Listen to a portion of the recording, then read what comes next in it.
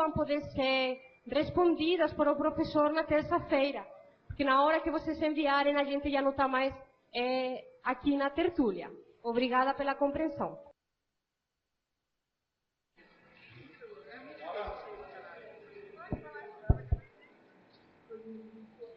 Oi, boa tarde. A gente queria dar uma mensagem antes de começar a tertúlia para os teletertulianos.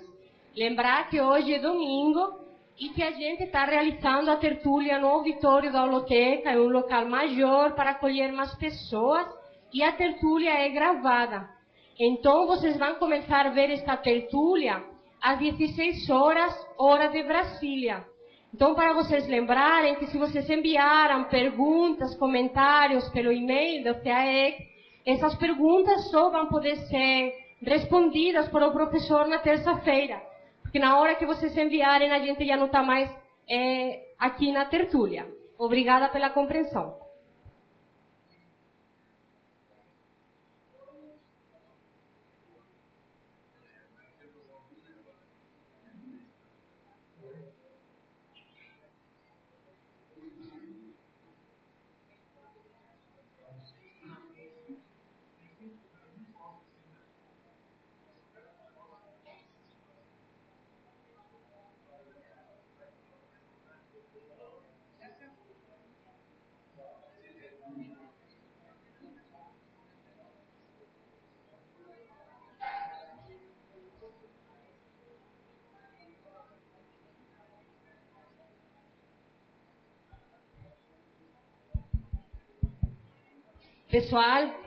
Pessoal aqui, tertulianos do auditório, eu queria pedir, por gentileza, a vocês, todos, assinarem o livro de presença, que é muito importante para nós, no final da tertúlia, saber exatamente quantas pessoas ficaram aqui. A gente precisa desses dados. Então, as pessoas que ligaram, pegaram um verbete e não assinaram, por favor, para não esquecer de assinar, antes de acabar a tertúlia. Obrigada.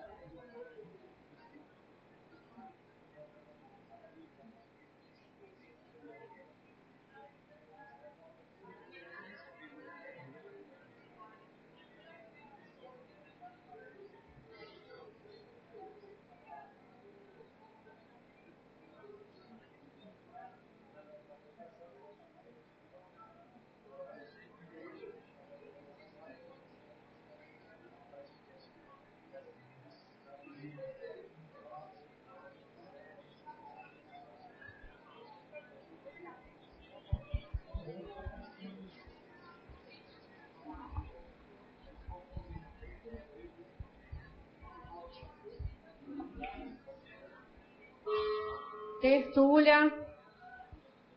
Minha gente, meu boa tarde para todos. Hoje nós temos aqui para fazer um debate e a gente chegar a algum consenso sobre o objetivo prioritário. Isso é da autodiscernimentologia. Eu quero dizer que esse verbete hoje tem 33 logias e tem 6 máximos. Ele está dentro da média útil. O objetivo prioritário é a meta máxima da consciência lúcida, homem ou mulher, buscada na vida intrafísica, constituída por intermédio de todos os elementos indispensáveis exigidos pela evolução consciencial pessoal na estrutura do grupo evolutivo. O desiderato básico da vida consciencial, o objetivo útil mais objetivo, o objetivo alcançável ou factível, a intencionalidade cosmoética, a objetivação do subjetivismo, a autoconcentração no objetivo proposto, as exemplificações pessoais objetivas, a dedicação em tempo integral, o verdadeiro sentido da vida, a auto-organização, a hiperacuidade consciencial, a fixação no megafoco do momento evolutivo, a realidade objetiva, as metas transparentes, o objetivo magno do melhor para todos, os interesses libertários da consciência, eliminando as interprisões grupo-kármicas, a ressex objetiva, as diretrizes intencionais das causas magnas, a mega-meta do momento evolutivo, a colocação da mega-escola terrestre predominando à frente do mega-hospital terrestre, o completismo da programação existencial. Todos esses dados que nós falamos são expostos para as pessoas pensarem e chegar a alguma reflexão. Isso é dentro do tópico da fatologia. Agora, nós falamos aqui também sobre o objetivo multidimensional e a autoconscientização multidimensional. Há uma série de considerações da ciência ou sobre ciências e, no fim, nós rematamos. A qualidade do objetivo prioritário dinâmico varia e evolui com o perpassar das fases da vida humana, das experiências pessoais e da maturidade da consciência lúcida, homem ou mulher. Qual a qualidade do objetivo prioritário pessoal hoje para você? Tal qualidade está estacionária ou dinamizada? De modo que o objetivo prioritário é sempre bom a gente voltar a analisar, a pensar. Sempre é importante porque a vida exige o tempo todo as reciclagens ininterruptas, junto com a autodidaxia ou autodidatismo. De modo que importa considerar sempre isso. Eu estou aqui com uma comunicação que é feita pela Unicim. chama CCCI Newsletter. Até agora, eles já distribuíram 4 newsletters, desde outubro de 2007. A Unicim, os anos de integração, o colegiado de intercooperação, o novo triênio de trabalho em prol da Max Proex grupal conscienciológica. E tem aqui os dados, por exemplo, a ciência para a direitologia em novo patamar de atuação. Existe também uma listagem muito interessante numa das newsletters de dezembro do ano passado, que fala aqui 30 das ECs, empresas conscienciológicas, que nós temos aqui na Grande Foz. São 30 ao todo. Tem empresa de todo tipo aqui. O segmento da alimentação, da beleza, da bijuteria, da construção civil, de projeto, da consultoria, de cosmoéticos, contabilidade, editorial e gráfica, educação, equipamentos hospitalares, gestação e mobilidade, e por aí vai. Atualmente tem quase 50 empresas. Aqui tem uma listagem de 30 delas. Agora, é interessante ver que todas as comunicações que eles dão, porque a Unicim é a união das empresas, ou das instituições, no caso. E eles têm uma visão mais global, mais generalista, mais abrangente, uma cosvisão da realidade.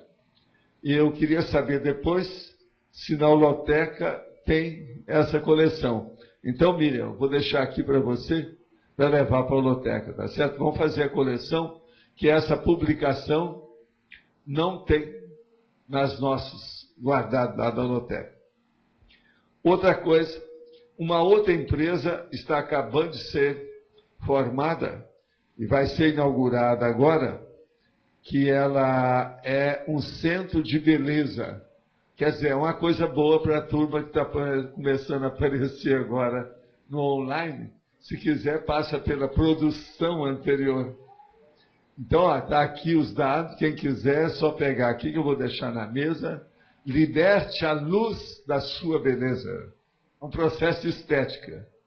O nosso prefeito daqui de Foz, o Dr. Paulo MacDonald, falou que nós temos uma turma muito, esteticamente, muito bonita. E isso aqui, ó, está estimulando essa libertação da luz, da beleza da turma. Realmente, as novas gerações do Brasil são muito bonitas. E aqui nós temos vamos dizer, o summit, o ápice dessa situação. Outra coisa, enquanto ninguém está fazendo pergunta, eu quero dizer que em todo o texto pode ocorrer 2 tipos de incompletudes. As incompletudes funcionais, que são as condições naturais da realidade, independente do autor ou da autora. Aqui, por exemplo, nossos verbetes, nesses ensaios, pode ocorrer, por exemplo, se eu vou colocar cognatos de uma palavra, às vezes não tem só 5 cognatos. Então, a culpa não é do autor. Isso é uma incompletude que não chega, por exemplo, a 10, como quase sempre nós procuramos ter. Agora, tem as incompletudes deficientes ou deficitárias. São as condições sob a responsabilidade do autor ou da autora em função de pesquisas insuficientes. Esta é que nós procuramos suprir a fim de alcançar um nível razoável para que o texto seja publicável. De modo que isso é importante a gente ver na questão, por exemplo, das distorções cognitivas. As distorções cognitivas, elas existem sempre em qualquer coisa que nós vamos fazer, se a gente fizer apressado ou de qualquer modo. Agora, é muito interessante esses dados aqui, feitos por um voluntário nosso, que é um herói, porque ele, cada dia, ele vai dar um jeito de digitar esse material. Aqui, essa aqui é a tertúlia de ontem, sábado 23, paretologia. Tem 14 páginas, isso aqui, que eu recebi pela internet. 14 páginas digitadas. Isso deu muito trabalho para essa pessoa. Agora, o que é interessante também é o seguinte, ele fala aqui, a manutenção dessa página é independente de qualquer instituição conscienciológica. Não acredite em nada, nem mesmo no que está postado nessa página de internet. O inteligente é ter as suas experiências pessoais. Depois põe, comuniquem-se. Pessoal, criei um grupo para o pessoal que visita trocar ideias, colocar suas opiniões, perguntar e debaterem juntos sobre os temas das tertúlias. É o Colégio Invisível dos Internautas Tertulianos. SINVIT, que é o nome. Vai ser também ótimo para ajudar as pessoas novas a entender os neologismos e hiperpontos colocados pelo Valdo. Deem uma olhada e sejam bem-vindos a participar. Depois tem lista de e-mails. Colégio Invisível dos Internautas Tertulianos. Arquivo do bloco. Tem o total, números, tem todos os números anteriores. Depois eu digo o seguinte, contato. Olá, gente. Se você quiser conversar com o pessoal das tertúlias do CAEC, que está lá com o Valdo, o e-mail e coloca. Se você quer falar com a manutenção desse blog, no caso comigo, que é independente do CAEC e não afiliado a qualquer instituição conscienciológica, então mande e-mail para. O pessoal das tertúlias aprova que eu coloque tudo aqui para quem não possa acessar todas as transmissões ao vivo. Peço só que entendam que eu não consigo copiar tudo exatamente como o Valdo fala e que não tenho tempo de rever o texto até que fique perfeito. Vão ter errinhos e também está tudo sujeito à minha capacidade de interpretação. 2 pontos. Posso entender e anotar algo errado. Sejam críticos. Por favor, se tiver alguma coisa nebulosa, procure ouvir o arquivo de áudio das tertúlias para ver o que o Valdo realmente falou na hora. Se restar alguma dúvida, mande e-mail para o pessoal de lá, no CAEC, ou para mim aqui, que talvez possa ajudar a esclarecer uma coisa ou outra.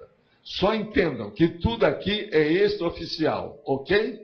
Coisas oficiais que sejam deles mesmos, só entrando em contato com eles. Agora, então, vocês vejam, ele já é um herói de fazer isso aqui todo dia. Não é fácil. Todo esse trabalho que ele está fazendo. Tem erros, sim. Errinhos, errões e erraços. Mas, veja, é mais do que normal. Agora, outra coisa. Eu quero dizer, que ele está sempre colocando umas fotos. Essa foto aqui não pegou só a minha condição aqui, não. Tem lá a Laura, está o Leonardo Firmato, a Mabel, o Jaime, a Pilar, o Sandro, tudo nas fotos. De modo que é bom a Mira dar uma geral nessa turma, se está tudo bem para aparecer. Para chegar e falar, ô mãe, aqui eu, tá certo?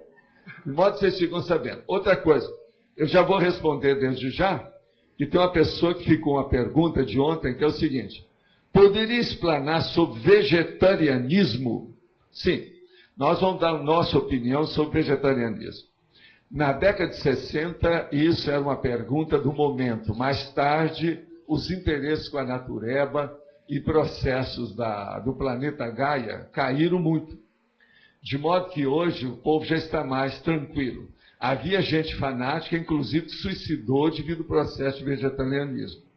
De modo que eu não aconselho qualquer pessoa estar fazendo qualquer tipo, por exemplo, de dieta sem mais nem menos de uma hora para outra. Isso mata. Eu estudei no Japão, estive no Japão muitas vezes, fiz estágio de processo de cosmetria e processo de medicina dentro da Sakurai Clinic, em Tóquio. Viajei em vários lugares do Japão, das Filipinas, na China, em Hong Kong, e eu posso dizer para vocês, por exemplo, havia uma dieta chamada macrobiótica, que eu estava até no Japão quando o criador da macrobiótica morreu. Agora, eu atingi gente no Brasil que praticamente estava à morte devido à macrobiótica. A situação era precária devido aos excessos das dietas. De modo que dieta, processo alimentar, tem que ser visto com detalhes. E tem uma recomendação que eu sempre faço desde a minha mocidade. Se uma pessoa foi acostumada a comer carne vermelha, se ela vai mudar e deixar isso, e ser vegetariana, ou fazer uma dieta frutariana, É preciso ter muito cuidado e seguir com um médico. Por quê? Depois de 6, 8, 10 meses, a pessoa pode começar a bater pino, principalmente com as faculdades mentais. O que desaparece em primeiro lugar é a memória viva, a memória de todo dia. Eu quero dizer para essa pessoa o seguinte: eu tinha 20 e poucos anos quando resolvi fazer uma dieta vegetariana. Agora, você sabe, quando eu entro numa coisa para valer, eu quero ser profissional naquilo. Então, comecei a levar aquilo muito sério. 2 anos depois, eu comecei a perder a minha memória. Agora, me chamou muita atenção que eu achei que eu estava até com alguma doença, porque um dia eu esqueci como é que era o signo do 8. Eu sabia 1, 2, 3, 4, 5, 6, 7, 8, 9, 10, mas não lembrava como é que era o 8. Então, veja, isso é uma das coisas mais sérias em matéria. Isso já não é só dislexia ou disgrafia ou qualquer coisa, não. É mais sério, é descalculia.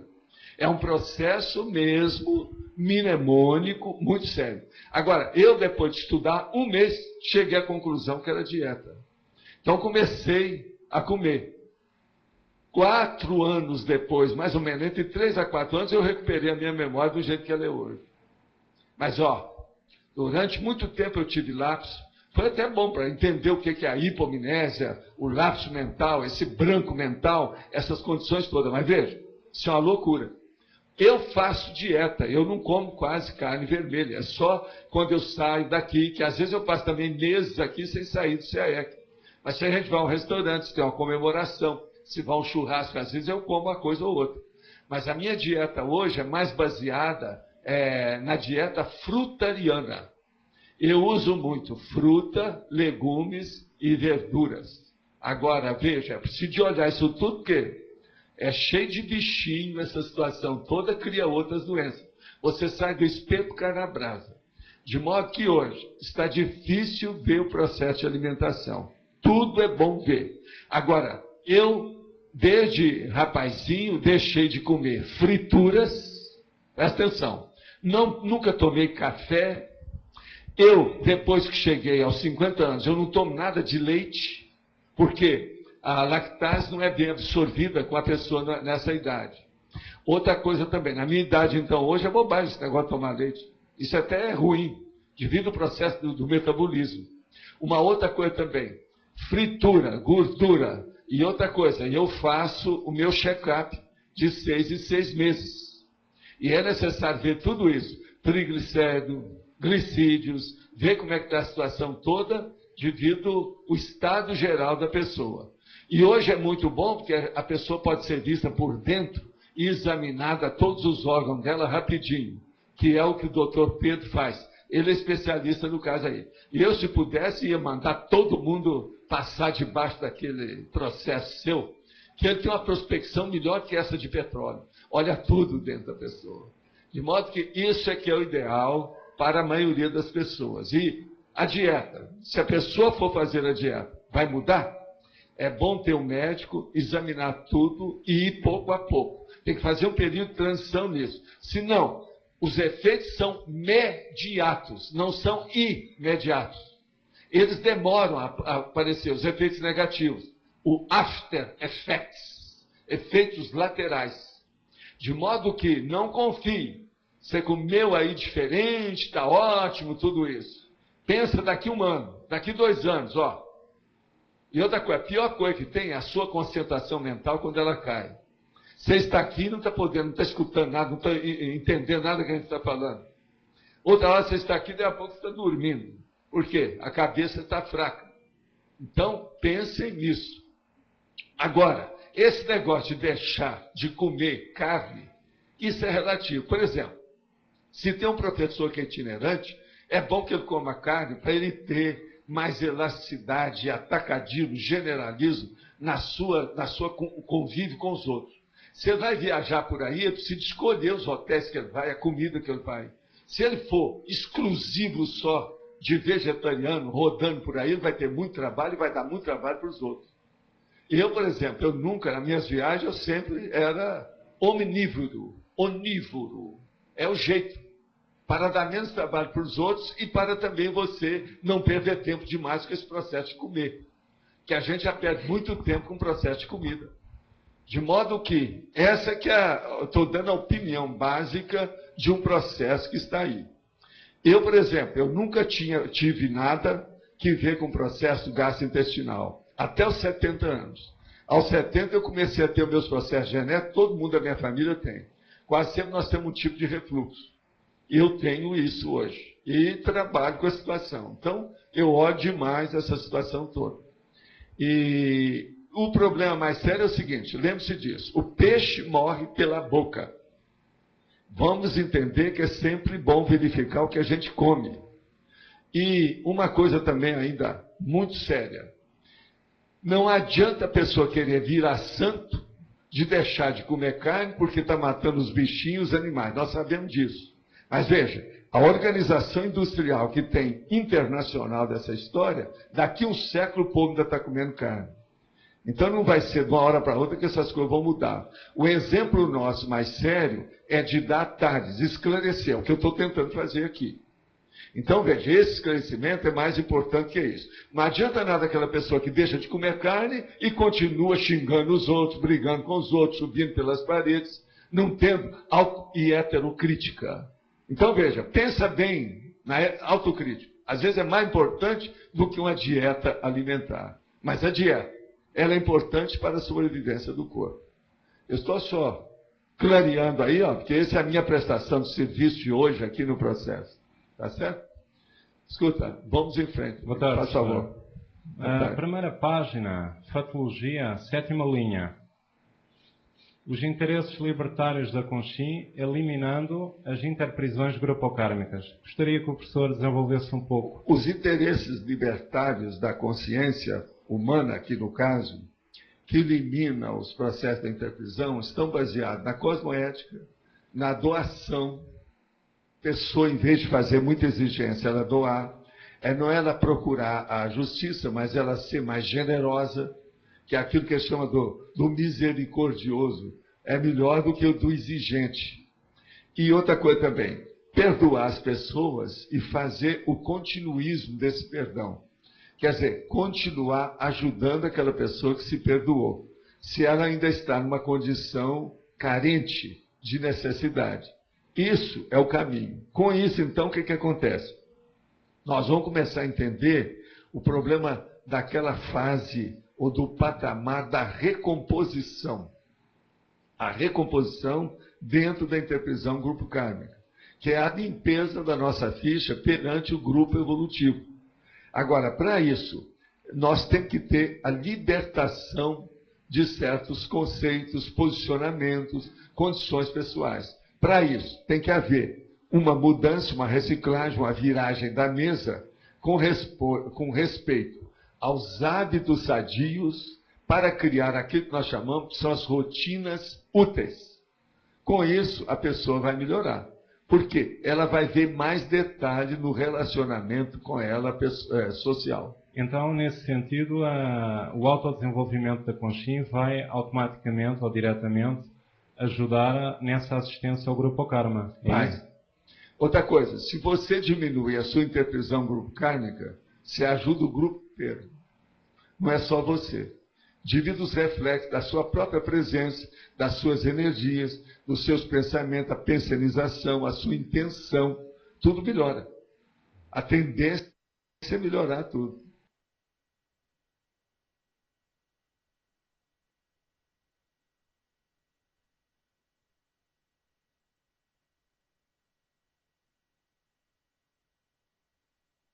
Você ajuda o grupo inteiro.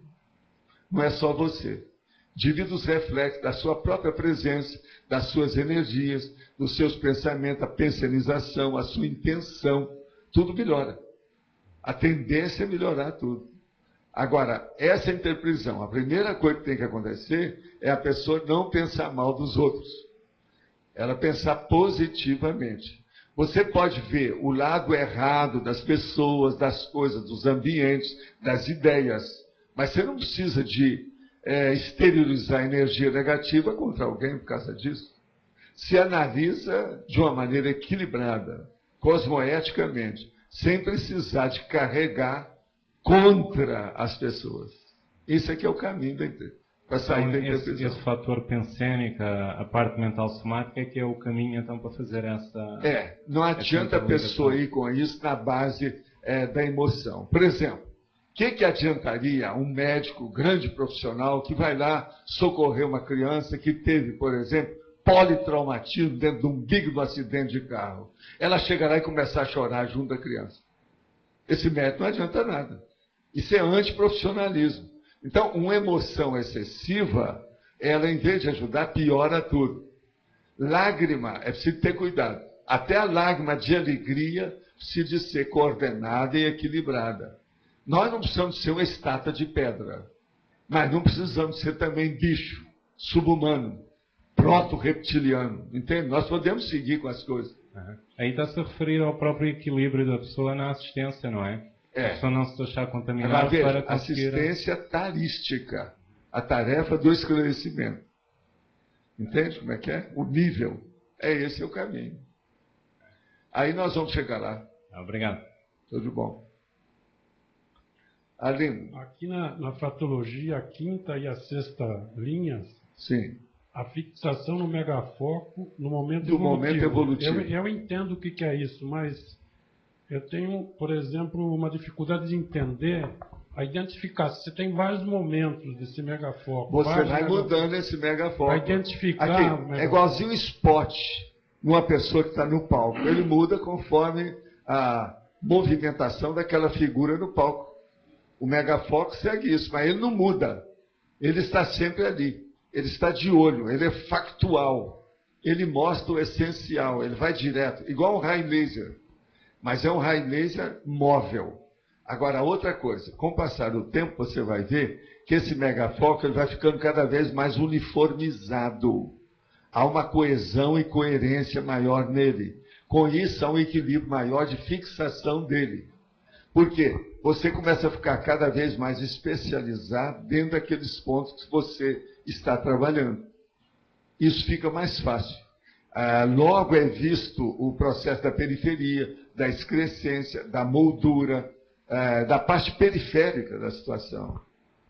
Entende? Isso aí fica mais fácil. A questão, por exemplo, numa vida intrafísica, você vai ter vários megafocos, é isso? Vai. Agora, eu identificar em cada fase esses megafocos. Pois é, cada um deles. Por exemplo, na sua idade hoje. A sua idade você está chegando perto da minha. Vamos entender. Nós temos que trabalhar para admitir tudo que seja positivo na realização da nossa ProEx na fase final da nossa vida. É o que eu estou tentando fazer. Aproveitar o tempo, a energia, as companhias, o ambiente, as ideias. Observando isso. Agora veja, não abrindo mais oportunidade para coisas secundárias. Entende como é que é? Perder tempo com tolices, coisas secundárias que não interessam, periféricas, excrescência, moldura, como eu estava falando. Hoje nós temos que ser mais utilitaristas com a vida humana, com o corpo que nós temos, as oportunidades que nos restam, que é o resto da vida. Entende? O tempo que nós dispomos ainda. Agora, esse megafoco em cada momento, ele é um objetivo prioritário. Agora, por exemplo, nesse momento meu, o que eu já, em vários momentos... O seu caso, por exemplo, atualmente, o megafoco mais sério que você tem que resolver é o seu livro. E tem vários aqui na mesma condição que você. Estou certo ou estou errado? Nessa questão, agora... Pois é. Concordo. Outra coisa também séria. É bom você ver aquele verbete que eu trouxe sobre o turno mental somático. Que a gente ali está mostrando como é que é o trabalho e o aproveitamento do tempo, do sono, da alimentação, do serviço, do encadeamento diário da situação. Por exemplo, uma coisa séria. Na nossa idade hoje, nós não precisamos de ter mais e ficar afadigado ou ansioso para fazer viagem. É bom a gente julgar a âncora e assentar a situação para enraizar mais o nosso trabalho. Com isso, nós vamos aproveitar mais o tempo. A viagem, ela é ótima para quem está procurando experiência, para quem não viajou muito. Mas ela é dispersiva. Ela exige muitas coisas que você não tem. No seu escritório, no seu ambiente de trabalho, no desenvolvimento do seu trabalho, é muito mais fácil do que quando você está viajando. Outra coisa, a sua dieta de manutenção da sua sobrevivência é muito mais fácil em casa do que saindo por aí. Então, por exemplo, a meninada, está ótimo, que eles continuam com a sua dromania. Agora, a pessoa chegou na terceira idade, ela já é bom ela começar a segurar o freio de mão.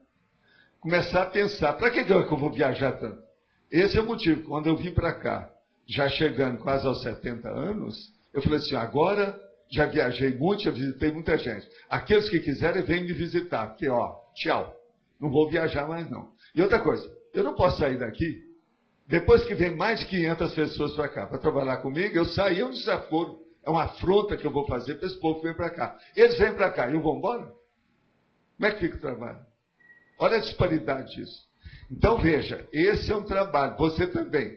Você se fixou mais os processos em Foz e deixou São Paulo. Foi aí que a sua pele até melhorou. Acabou com aquela poluição paulistana, que ele era todo encardido, ele melhorou com a pele dele. O povo falou assim, aí, hein, foi para Foz e fez plástica. Não foi? Melhorei as observações a pele, que ele... Quando ele voltou para São Paulo, eles falaram para ele, fez plástica, hein, Arlindo? Está com ar lindo. A fisionomia... É o ar lindo de Foz. Agora é o seguinte, você, quando tem um objetivo prioritário no megafoco, você tem um monte de coisas, como você já disse... Tem, mas são todas confluentes. Que aquilo vai... Todas convergem para o mesmo megafoco. Que aquilo vai melhorar, vai dinamizar esse sistema de você encarar um megafoco. Olha, tudo eu olho com lente, para ver os detalhes. Ó, a minha lente. Eu de vez em quando trago aí. Eu vou ver se eu trago agora sempre, que é melhor para a gente ler. Eu não preciso, não. Eu posso ler qualquer coisa sem óculos. Meu processo é miopia. Mas a lente é muito boa, porque ela põe a palavra maior, chama atenção para você. Então a sua atenção fixa mais com o processo de lupa. Vale a pena. Eu tenho lupa por todo lugar que eu estudo, leio, trabalho e escrevo. Lupa, com tudo. Eu uso lupa até no computador, para ver o material que eu estou passando na digitação. Agora a questão Outra coisa, é muito problema que tem hoje com letra pequena, e isso não é bom. Eu, por exemplo, na minha idade, eu leio sem óculos, se eu quiser. Veja bem, isso não é fácil. Vocês pensam bem, eu tenho óculos desde os 13 anos, são 63 anos de óculos. Por causa de miopia, entende? Mas agora, é bom, a lupa, a pessoa sabendo usar, vale a pena. E com a lupa, eu posso ver você, mas essa lupa no sentido figurado deve existir em tudo. Pois é a mais séria que tem, é o megafoco no sentido figurado. Agora é o seguinte, outra dúvida aqui, não é tanto dúvida, mas a explicação no polinômio aí, que existe só um na página 14, né? Sim. Esperança, aspiração, sonho e realização.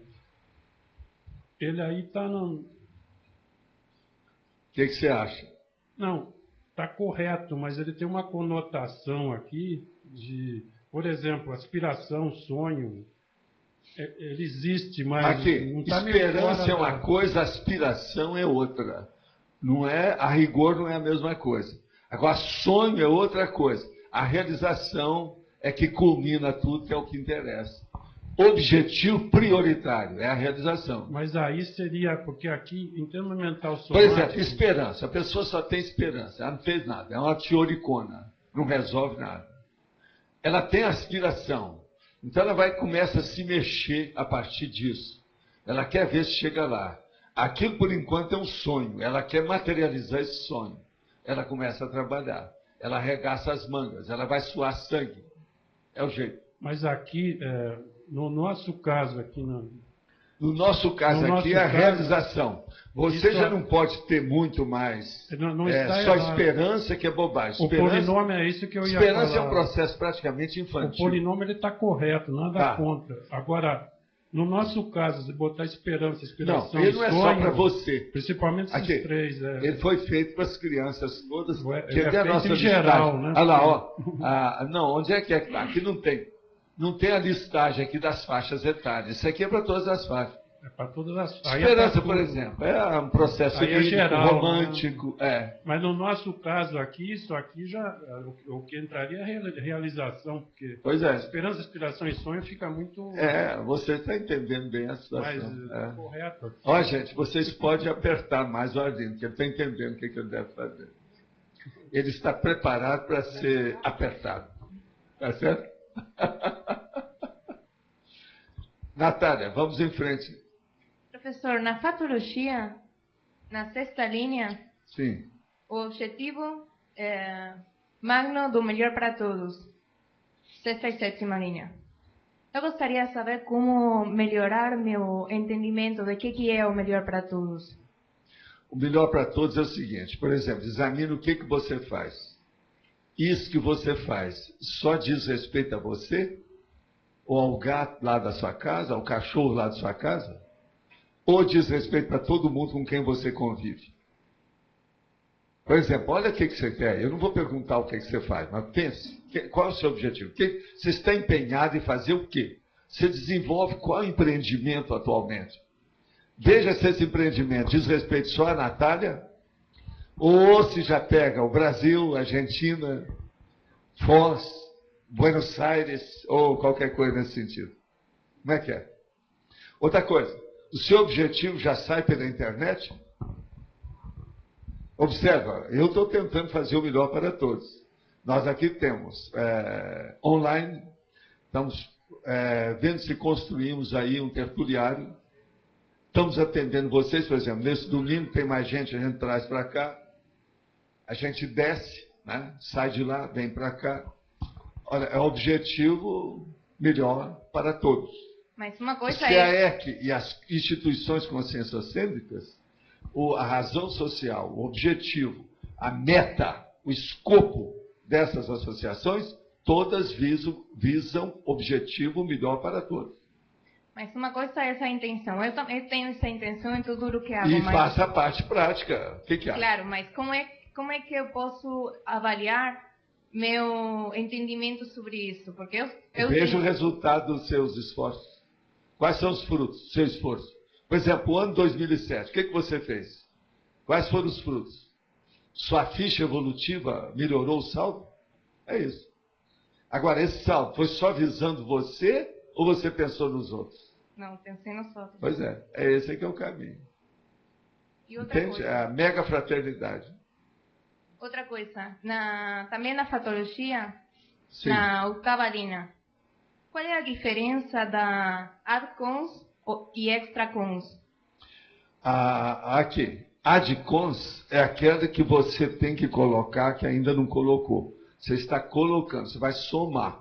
Precisa de colocar aquilo que faltou. O ExtraCons é aquilo que você não tem nem quando você estava no curso intermissivo. Por exemplo, você era consciex e não sabia, você não tinha aquele nível de lucidez. Aqui você começou a ter uma série de extrapolações, começou a melhorar, desenvolveu o parapsiquismo, chegou a umas conclusões de outro nível que você não teve vida nenhuma anterior. E esse é o ExtraCons. Tá certo? Eu desejaria fazer uma chuva daquelas intensas de ExtraCons em cima de todo mundo aqui. Mas eu não tenho gabarito. Vocês me perdoam. Pelo menos ideia a gente tem. Não é isso? Vamos em frente, Roberto. Professor, na mega pensinologia, sim, no segundo mega pensando, você fala existem objetividades sutis. Então, você tem algum tratamento metodológico para essas objetividades sutis, além de anotação, do registro, para otimizar Olha, uma das coisas mais difíceis que tem é a sutileza nas pessoas. Você vê, por exemplo, pelo o jeitão da pessoa, o modo dela reagir, o maneirismo, vamos dizer assim, a colocação, o posicionamento dela físico, o que ela está pensando, mas ela não confessa o que tem. Ela não se expõe. Então, veja, isso aí é uma objetividade sutil. Pela leitura da posição e do corpo da pessoa, você vê a intenção dela, mas ela não confessa. Ela não revela isso. Agora, você, para ajudá-la, você tem que seguir essa sutileza e saber. Eu estou falando isso que está dentro da parasemiologia do curso que está sendo desenvolvido aqui, que termina hoje, tá certo? É verdade ou não é? Então, veja, a leitura da pessoa tem essa objetividade sutil. Entende? Existem outras objetividades sutis pior que essa. Você está num local, por exemplo, na rodoviária, no aeroporto, num local, por exemplo, no shopping. Você está sentado no lugar. Passa uma pessoa, você vê. E você examina que ela tem um assediador com ela. Você então joga energia, pega aquele assediador e leva para sua casa com você. É uma objetividade sutil. A pessoa melhorou, nem sabe que você existe, você não conversou com ela, ela não sabe que você ajudou, não tem nada. Agora, na sua TENET, você vai ajudar, vai atender aquela concierge, vai dar um jeito, como é que é? A concierge do assediador da consciência. Tá certo o que é objetividade sutil? Agora, então, veja, são aquelas pessoas que já estão trabalhando tempo integral, com o processo de assistência multidimensional. É a mini peça dentro do maxi mecanismo. Essas é que vem mais o processo de objetividade sutil. Agora, isso é objetivo, a pessoa sabe. E ninguém precisa ficar sabendo o que ela faz. Isso é o caminho do serenismo, tá certo? Anonimato serenão. Daqui alguns séculos ou milênios, nós vamos chegar lá. Tá certo? Então, Igor, vamos em frente. Professor, fatologia, 8ª linha, ressexo objetiva. A ressexo objetiva. Gostaria de fazer a seguinte pergunta. A gente poderia dizer que a ressexo objetiva é aquela que, de acordo com a exemplologia aqui do verbete, ela visa a reciclagem intraconsciencial, a recim? Não, ainda não. Não? Não. A ressex quer dizer reciclagem existencial, ressex. Agora, a outra é recim, reciclagem intraconsciencial. Agora, então, vamos entender bem. Quando eu falo aqui a ressex objetiva, a gente quer expor que é aquela existencial do prioritário. O que é que está faltando na sua vida para melhorar prioritariamente? A primeira coisa que você precisa. Essa, então, é que seria a objetividade maior. Isso, então, tem que ser atacado, enfrentado, abrir, enfrentar a situação, entendeu? Fazer o impacto frontal da condição. Sim, então, por exemplo, existencial. Vamos supor, uma mudança de profissão, uma mudança de cidade, uma mudança de interesse, uma mudança da aplicação do seu pé de meia. Isso tudo é reciclagem existencial. Por quê? Pega a base dos alicerces, das fundações da sua vida, pega o embasamento do seu desenvolvimento da ProEx. Então, isso é seríssimo. Não acha que é? Agora, não, intraconsciencialmente, é outra coisa. Você vai trabalhar, por exemplo, para acabar, por exemplo, com o seu ansiosismo. Ou a sua perda de memória. Na hora que você precisa, você vem falar e esquece a palavra. Eu sei que você não tem isso, eu estou dando exemplo, tá, Igor? Que o Igor ele tem o rigor, Igor, é um vigor. É diferente.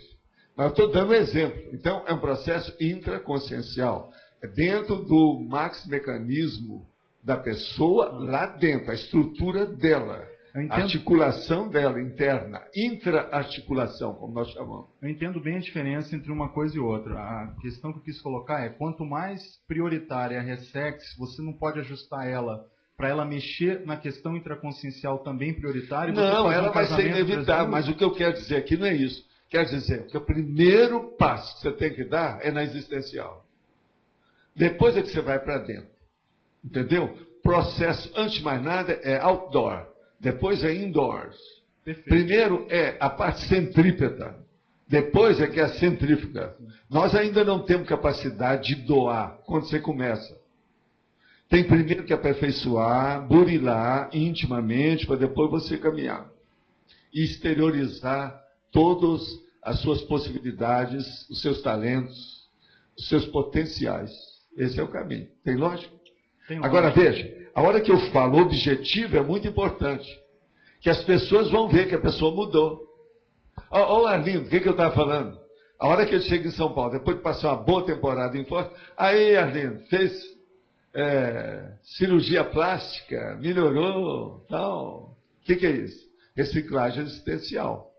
Todo mundo viu que houve alguma diferença nele, ele não é mais o mesmo. Entendeu? Agora, veja, isso no rosto que eles viram. Agora, o processo é íntimo. Isso aqui é exterior, não resolve nada. Como que a gente faz, então, para conjugar melhor essas duas coisas? Esse binômio... Melhor é o seguinte, primeiro é ver se você assenta, uniformiza, se organiza e tem disciplina. Aquilo que eu acabei de falar aqui antes. Hábitos sadios com rotinas úteis. A hora que você disciplinar sua vida em torno, uma organização melhor do que estava, aí você começa a ver. Vamos ver agora as minhas invirtudes, os meus defeitos, meus trafares. Vamos combater esses trafares com um trafor maior que eu tenho. Vamos ver como é que eu faço com isso. Aí você vai ver. É emocional? É intelectual? Porque a recim, sempre a pessoa tem que perguntar essas duas coisas. O meu processo é intraconsciencial por emoção ou é por discernimento? Isso é a coisa mais séria que tem. Aí entra o psicossoma e entra o mental soma. Eu acho que é isso que você está querendo. A base de tudo é isso aí. Não esqueça, psicossoma e mental soma. Às vezes tem uma diferença enorme. Agora veja, o mental soma tem que pegar as emoções aventureiras do psicossoma e passar para os sentimentos elevados do discernimento. Por isso que a gente chama mental soma é o paracorpo do discernimento. É distinguir o que presta daquilo que não presta. A coisa que está demodê, ultrapassada, que não interessa mais, da coisa que é nova, atuante, que nós devemos usar agora. Tá certo? Ok, poderia fazer uma pergunta mais? Hominologia. Tem o Homo sapiens hermenêuticos. Isso me chamou a atenção hoje. Eu fiz uma relação com um momento que eu achei alto da tertúlia de ontem, quando o senhor falou sobre a questão da inteligência evolutiva e a relação do generalista, da questão da cosmovisão. E do super especialista hemiplégico. Sim, o senhor fez o contraponto disso, que seria a pessoa... Por exemplo, na informática está cheio de gente que é hemiplégico, você sabe. Com certeza. E a gente tem que abrir o olho. Informática é uma benção. Mas, como tudo na vida humana, nós vivemos na Deficiência tem de tudo, né? Então, o Homo sapiens hermenêuticos é justamente o contraponto disso. O hermenêuticos é aquele que sabe fazer a interpretação das coisas dentro de um nível elevado, na cosmoética, na inteligência evolutiva, na prioridade máxima e outra coisa, na recuperação dos cons magnos, que é o que interessa, né? Se você tem uma lucidez maior, aquilo vai atingir todas as áreas onde você pensioniza, ou das quais você se preocupa, ou aquilo que você interessa. Seu micro-universo consciencial vai mudar em totum, de modo geral. Você vai levar direito, tudo de uma vez. Isso é das coisas mais sérias que tem. Não vai ficar rastro negativo, entende? Você vai abrir o caminho. Isso é que nós chamamos daquele verbete que eu já trouxe aí, logo no início, sobre o abertismo consciencial. É isso. Tem outros também, aquele da amplitude dos processos da consciencialidade. A amplificação. Também é por aí. Só para fechar, quando o senhor colocou ontem, né, nessa hora que o senhor citou a questão da inteligência evolutiva, o senhor falou alguma coisa sobre saber como funciona o cosmos. Não sei se o senhor recorda. É justamente a questão da hermenêutica aqui, né? Outra coisa, é você não alterar demais a energia imanente na hora que você usa a energia. Ficar mais de acordo com a estrutura, vamos dizer, falando na sua linguagem, seguindo as instruções de uso do seu corpo, da vida humana e desse planeta. Tá certo? Instruções de uso. Obrigado. Vamos em frente, Janete.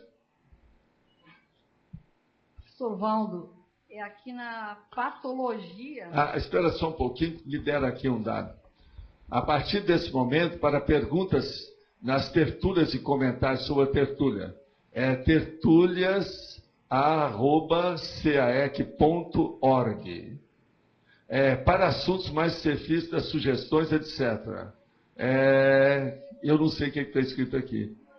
Não sei o que. Tertúlias@CAE, que órgão. Mas é coordenação? É COORD. Tertúlias. Isso aqui, a partir. Quer dizer que já pode fazer aqui embaixo. Já acertaram. É o Alexandre lá? Você fez um milagre aí? Não, é só para enviar, Vado. Mas só para enviar. Então tá. O Gustavo também está sabendo disso? Ele que me passou. Então tá. Muito bem. Então, ó, isso é para os para-tertulianos extrafísicos. Quem é que está recebendo aí os para-tertulianos? Porque lá são os tele-tertulianos. Quem é que está recebendo os para-tertulianos aí? Se de ver, será que é o Adélio? Adélio? Precisamos de ver isso. Mas, Janete, você perdoa, vamos em frente. Vamos lá. Na patologia, é bem Sim. aqui no final, na terceira linha de baixo para cima. Sim. As diretrizes intencionais das causas magnas. Que Sim. são essas causas magnas dessa... As causas magnas, por exemplo, na sua vida, o que é que você está fazendo?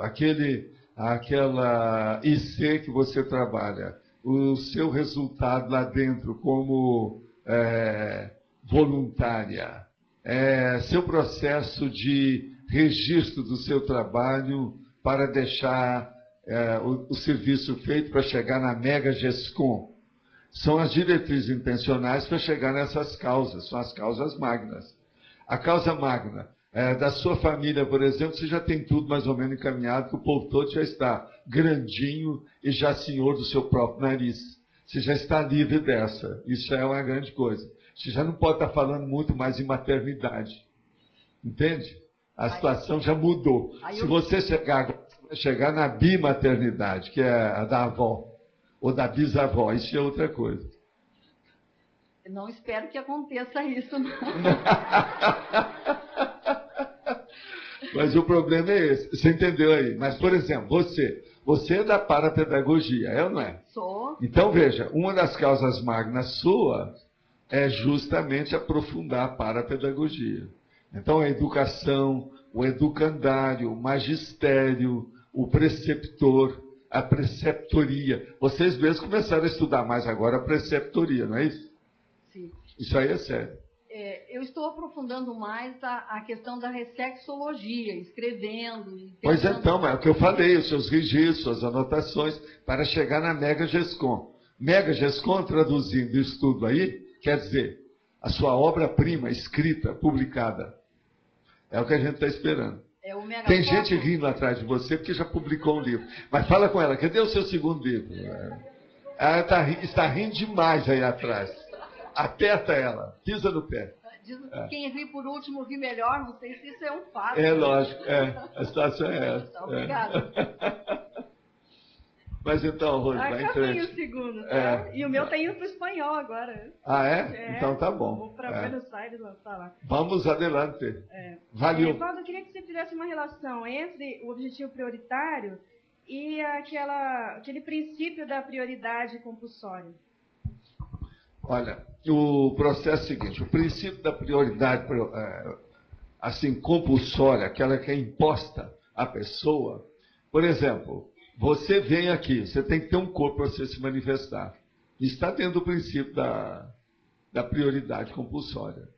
Quanto mais você toma conta desse corpo e cuidar dele direito para você objetivamente se manifestar e cumprir a sua programação existencial, melhor. Agora, o objetivo prioritário depende. O que você faz com o seu corpo? Você entendeu? Olha aqui. A parte compulsória é você ter esse corpo. Agora, segundo, o que você está fazendo com ele? Cada pessoa aqui está usando essa alavanca. Porque vocês não são esses corpos. Outra coisa, a consciência não tem nem sexo. Então, que negócio é esse? De homem, mulher aí? Não tem nada a ver com consciência. A rigor. Então, qual é o objetivo prioritário que você está na aplicação do uso, do emprego desse seu corpo ginossoma que está aí na minha frente? Tá certo? Eu sei que uma das coisas que está fazendo é rir da Janete, mas não é só isso. Eu estou rindo à toa. Você viu que ela estava rindo sem parar lá atrás, né? Cada situação. Eu estou sorrindo mais. Lógico, eu sei. Não, a intenção é boa, eu vi. Aí. Tá certo? Vamos em frente. Miriam, vamos em frente. Seguindo nisso aí, professor Valdo, aqui na patologia, o senhor colocou na 4ª linha de cima para baixo o verdadeiro sentido da vida. O verdadeiro sentido da vida. O que é que significa isso? Nós já trouxemos aqui, a Evanilda está por aí, não? Nós já trouxemos aí um verbete sobre o sentido da vida. Já não ou não? Ainda não? Já? Já? É só você ver, seria bom você pegar com a Evanilda, para você ter uma visão panorâmica disso. Depois que ficar alguma coisa obscura, você volta com as perguntas. Tá bem. O sentido da vida, deixa eu te dizer, qual é aquela diretriz básica daquilo que você veio fazer aqui. Quer dizer, de onde você veio, para onde você vai, o que você está fazendo aqui. Lá em Minas Gerais eles falam diferente. Oncotô, proncovim, doncovô. Quer dizer, o processo é esse. Essas são as perguntas básicas do processo da filosofia clássica. No nosso processo... E que uma pessoa ela pode responder isso por ela mesma, principalmente através da projeciologia consciente. Então, aqui no caso, a gente devia estudar a inventariologia, pesquisar desde o dia que nasce, essas coisas todas, para a gente descobrir cada sentido de cada um. Dá uma panorâmica da sua vida. Quanto mais, é aquilo, falando na sua linguagem, você tem que pentear a sua vida. Passar o pente fino dela. Pente fino para tirar a pediculose. Estou falando a linguagem dela, tá certo? Para arrancar a pediculose. Ela é uma das sócias da tal empresa da beleza que eu falei, é a Miriam. Vocês já estão sabendo, qualquer coisa vão recorrer a ela. Tem certas pessoas que são muito bonitas aqui, né? Que não precisava tanto. Por exemplo, o Arlindo, ele cortou o cabelo. Eu acho que ele não precisa. Ficou bonito, ficou bonito. Ele tá bonito. É um ator italiano. É isso, diferente. Né? Ele está lindo, Arlindo. Tá certo? Então, vamos em frente. Obrigada. Pode falar. Eu vim aqui fazer uma pergunta para o senhor e pedir para o senhor mandar um abraço pro pessoal lá de Saquarema. Como é que está aquela cobrando. É bom falar, turma de Saquarema, estamos aí, tá certo? Então, agora, por gentileza, você me explica aqui a objetivação da... Estou chegando muito mal. A 3ª linha, de cima para baixo. Sim. A objetivação da... O quê? Subjetivismo. Da holofilosofia? O que é que você está querendo? Eu quero que o senhor me explique mais ou menos, que eu entendi pouquíssimo. O que é que você quer saber? O que o senhor pode dizer para mim? O que é? O que o senhor pode dizer para mim? Eu não entendi quem já falou. Eu quero que o senhor me fale alguma coisa. A 3ª linha? O que é? A objetivação do subjetivismo. Não, o problema todo é o seguinte, deixa eu explicar. Subjetivismo, hoje, a ciência vive brigando com essa situação do subjetivo e do objetivo. Então, vamos entender bem. Subjetivo é tudo aquilo que está dentro da pessoa. Aquilo que ela sente, aquilo que ela pensa, a pensionização dela. É o processo dentro do micro-universo consciencial. Isso é o subjetivo. Sob o ego dela. Agora, o objetivo é aquilo que está fora. Out. Que está fora dela, é o objetivismo. Então, por exemplo, você pensa uma coisa, agora a hora que você se manifesta e faz um ato aqui fora, aquilo é objetivo. Isso que você pensou era subjetivo. Então, todo o nosso pensamento, ele pode ser subjetivo e pode ser objetivo. Ele é objetivado a hora que nós praticamos uma ação, a hora que nós pensionizamos usando a energia, quer dizer, aplicando o nosso corpo, de algum modo. Então, nós saímos do corpo. Isso, então, é a objetivação do subjetivismo. Agora, tem uma coisa mais séria. Eu já falei aqui em várias tertúlias o seguinte, por exemplo, nós somos pessoas, ou seja, seres humanos, cidadãos, consciência intrafísica, consim. Nessa condição, nós nos manifestamos através desse corpo. O corpo é o soma, é a matéria, é um processo orgânico, celular. Agora, então, vejam, esse corpo tem características próprias. Tem o tipo, o gênero, como é que ele foi fabricado, o jeito que ele é. Ele é um produto de fabricação biológica. Você, por exemplo, você tem um ginossoma, eu tenho um androssoma. Então, veja, nessa condição, nessa dimensão, você tem todo o gabarito de se manifestar plenamente e dominar essa dimensão. Porque seu corpo está adequado para essa dimensão. O meu também. Agora, vamos supor que você vai para outra dimensão que seja só psicossomática. Se você não tem jeito de ir com esse corpo, você tem que ir pelo psicossoma. Se você estiver com o psicossoma livre, com muita lucidez, você manifesta totalmente lá. Então, veja, com esse corpo aqui, você é muito objetiva naquilo que você faz. Entende? Eu, por exemplo, eu falo as coisas aqui, explico. É objetivo. O processo é que eu estou usando o corpo humano. Agora, fora do corpo, você tem que ter o psicossoma para você se manifestar bem. E esse psicossoma, você tem que ter muita lucidez, porque senão você não domina aquela dimensão. E você, então, não vai lembrar da sua experiência, sua vivência vai ser julgada fora, não adianta nada. Então, essa objetividade, ela depende do veículo de manifestação da consciência. É isso que eu quero chamar a atenção para você.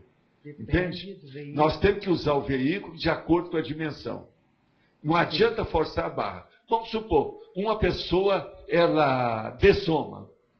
E ela, então, começa a se manifestar, passa pela terceira dessoma. E começa a se manifestar pelo mentalsoma direto. Ela vai querer, às vezes, mostrar alguma coisa, por exemplo, uma aparição para o filho dela, e ela não vai conseguir aquilo fácil, porque ela está de mentalsoma. Então, você veja, ela não foi objetivada direito, ou não está objetivando a sua pensionização, porque ela está numa dimensão que é do corpo mental, mentalsoma, o corpo do discernimento.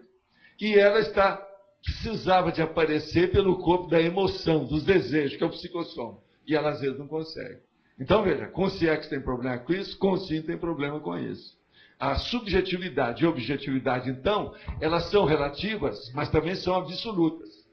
Depende daquilo que a pessoa vai fazer. Entende como é que é? Da proposta, né? Da Isso. pessoa, né? O objetivo, o interesse, a meta. Aquilo que nós estávamos falando, o megafoco. Foco. Tá claro? Tá. Muito obrigada. Tudo de bom. Vamos em frente. Professor, na fatologia, na terceira linha, você comenta sobre a intencionalidade cosmoética. Sim. Quanto a isso, eu estava refletindo a aferição dessa intencionalidade. Porque eu imagino que a gente deve ter algumas camadas. A intenção principal... intencionalidade, a qualidade da sua intenção varia com o percentual da sua cosmoética. Sim. Qual a qualidade da sua cosmoética? Aí é que vai dar a qualificação da sua intenção. Sim. Há pessoas, por exemplo, que entendem 5% de cosmoética. Há outras que vão entender 80%. É lógico que a intenção dessa de 80% deve ser melhor. Uhum. Agora, a percepção, o desconfiômetro dessa característica da cosmoética, ela deve ser...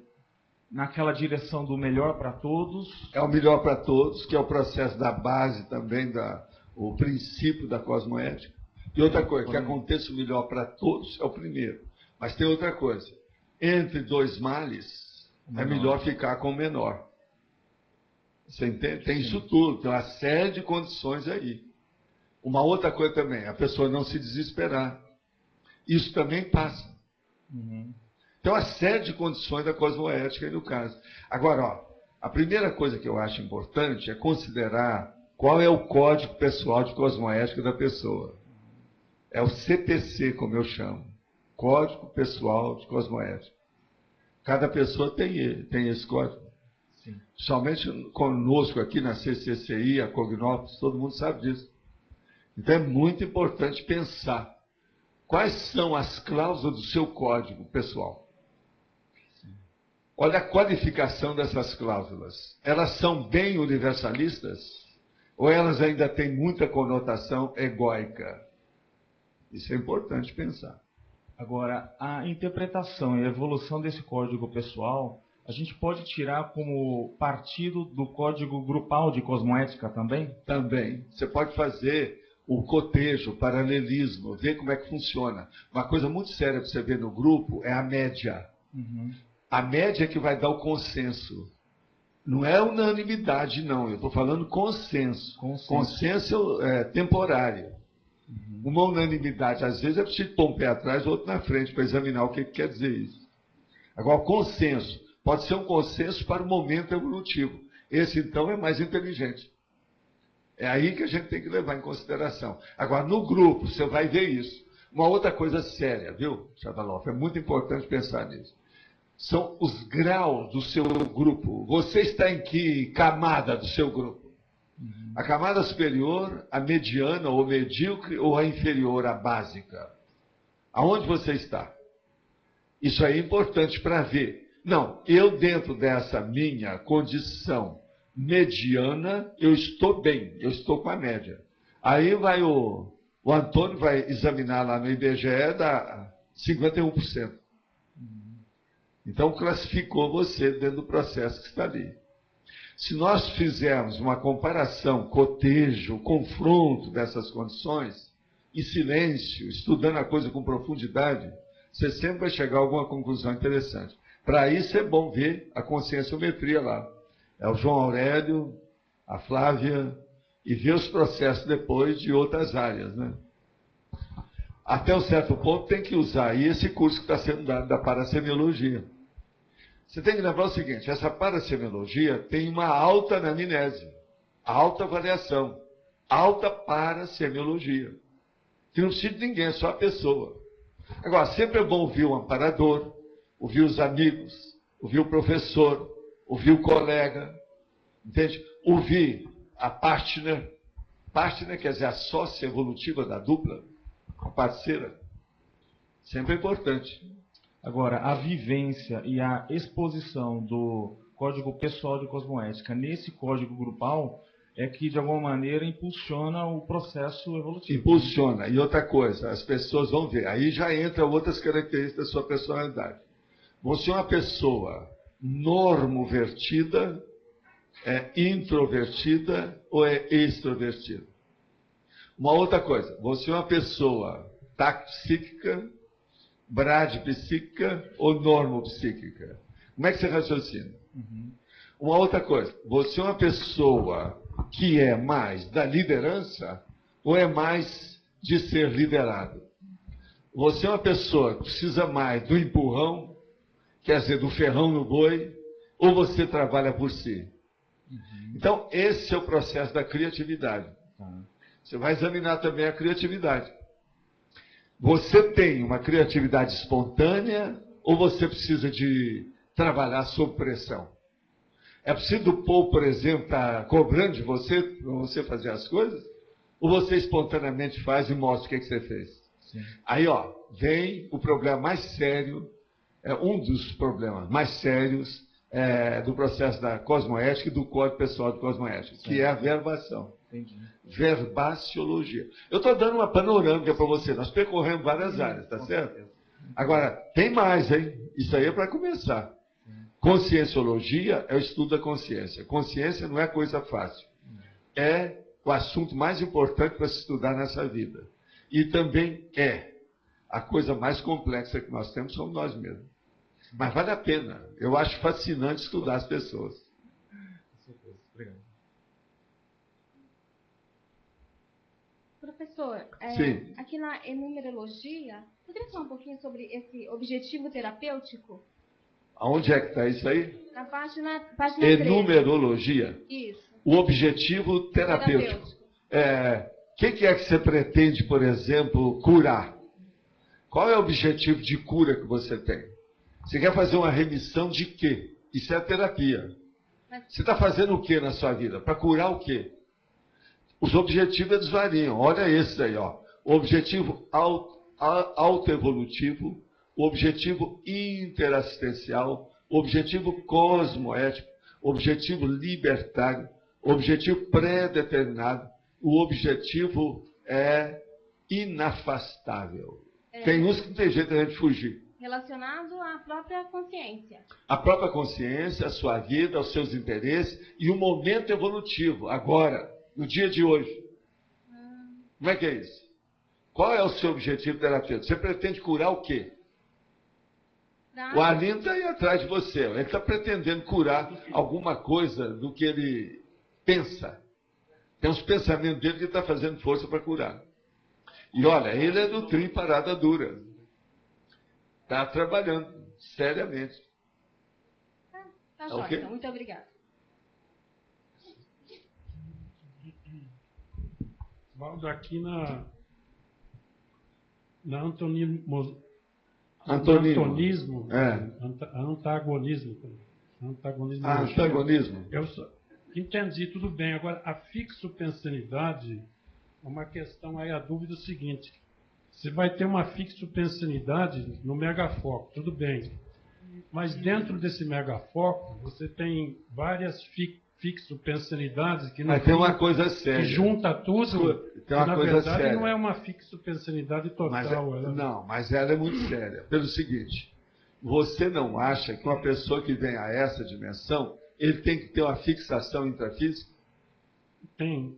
Essa fixação, ela tem que ser baseada na fixopensanidade. A fixopensanidade está correta em relação ao megafoco. Mas quando você vai atuar no megafoco, você tem vários... Sim, mas aí você não pode ter indefinição, é isso que está falando aí. Antagonismo, indefinição, fixopensanidade. Olha aqui, você tem que ser um javali naquilo que você está fazendo. Outra coisa, javali não é rio. O rio contorna os obstáculos. Isso é política. Agora, o javali não, ele come os obstáculos. Não. Esse é aquele político que falou assim, não, eu não sou mais político. Eu não quero comer o mel, eu como a abelha. Aí o outro virou e falou assim, eu como a colmeia inteira. Então veja, cada um tem seus apetites. A fixopensanidade aqui está perfeita, tudo bem. Agora pensa na indefinição. Eu quero saber a indefinição. A administração dessa fixopensanidade mas com as várias fixopensanidades juntas. Não, mas você não vai perder o megafoco. Você não vai perder o megafoco. Uma fixopensanidade do megafoco. Por exemplo, aqui. Vamos colocar como cobaia, tá certo? E eu tenho uma fixopensanidade faz uns 60 anos. Estudo da consciência. Eu não saí disso. Isso é o foco. Quanta coisa já não fiz, curso, viagem. Mas junto com isso você tem um monte de... Mas o meu itinerário é um só. O meu norte, a minha, entende? A agulha da bússola, a bússola consciencial está sempre fixada no norte. Meu norte é o estudo da consciência. Isso é o geral. Nas particularidades tem várias... A particularidade você deixa acontecer os detalhes. Isso, os detalhes. A administração disso. É isso aí. Agora, quanto mais a pessoa estuda, mais ela vê a complexidade de si própria. Nessa hora, ela precisa de ter gabarito para selecionar e fazer a triagem das coisas. As abordagens têm que ser diferentes. Mas a pergunta é a seguinte, será que essas particularidades é que talvez sejam mais importantes para você ter aquele megafoco? Não, é a fixopensanidade. A fixopensanidade. Você vai rodar, você vai ver a diretriz básica, ela que é o eixo. Lembre-se daquele verbete que eu trouxe para vocês sobre intraconscienciologia, que eu tenho 100 itens, como é que a pessoa dentro de si mesma. Aquilo é para fazer a pessoa pensar. E eu sempre pedi que as pessoas façam a reflexão sobre aqueles 100 itens. Que a pessoa vai ver. Ali é que tem a fixopensanidade. Não tem outro jeito. Agora, a Pex Mentis é uma das coisas que estão lá. A fixopensanidade sua hoje, é lógico, a conscienciologia, mas ela estaria na enciclopédia? A enciclopédia, ela me ocupa um bom período do dia, todo dia comigo. Mas veja, a enciclopédia, ela significa uma opção de coisa. Ela cria filhotes, ela dá dividendos. Então eu tenho que olhar todo o processo periférico junto com ela. Eu, por exemplo, eu fui dormir um pouco mais tarde, eu levantei mais ou menos 2 horas da manhã, quase 2 horas. Eu trabalhei até às 6h30. eu concluí 2 verbetes. Hoje eu tenho 888 verbetes prontos. Entendeu? Agora veja, hoje eu estou olhando muito detalhe, isso me ocupa mais tempo. Mas veja, é a enciclopédia, é a consciência que eu estudo, é o trabalho que eu estou fazendo. Então, eu não saí do meu roteiro, a minha diretriz é uma só. A fixopensanidade na enciclopédia, mas ao mesmo tempo... Mas visando a tares. Meu trabalho é tarístico. Agora veja, nesse período, a gente trabalhou com o Consciex, eu trabalhei com o problema da UFIEX, tudo isso. Porque se a gente lê aqui, dá a impressão que só fica na fixopensanidade. Não, é impressão. Mas... não vai na impressão. Eu sei que não dá. E nem você teve essa impressão. Mas... Não, você tem um monte a intenção de coisa, não foi essa. Um monte de coisa junto de outros fixos. Agora, não pode esquecer isso. A indefinição e o fixo pensênio. A indefinição, você sabe, a decidofobia, por exemplo. Decidofobia é isso. A síndrome da insegurança. Está aí. É indefinição. Isso aqui não é bom. Agora, o que eu vejo é o seguinte, a maioria aqui já tem mais definição e já não está tão assim decidofóbico. Isso já é um grande passo. Agora, outra coisa, a fixopensanidade pensando desse jeito, que é complexo, tudo, ela vai, no nosso caso, ela tende a ficar cada vez mais fixopensêntrica, sei lá. Não, ela vai depurar o seu megafoco. A coisa mais interessante que tem aquela senhora que veio aqui, que assentou a vida dela toda, depois ela se mudou para Foz. Eu conheço a pessoa há 3 décadas. E ela falou, pois é, Valdo, as coisas mudaram para mim. Eu estou no mesmo megafoco, mas o meu megafoco era tão pequeno. É o mesmo, mas ele se ampliou. Tudo cresceu comigo hoje. Ela fazia assistência, mas era uma assistência muito baseada na TACOM. Hoje ela está baseada tudo na TAS. Mudou toda a vida dela. Aí, com isso, mudaram também os sentimentos, emoções, tendências, interesses, preocupações. Ela viu isso bem claramente.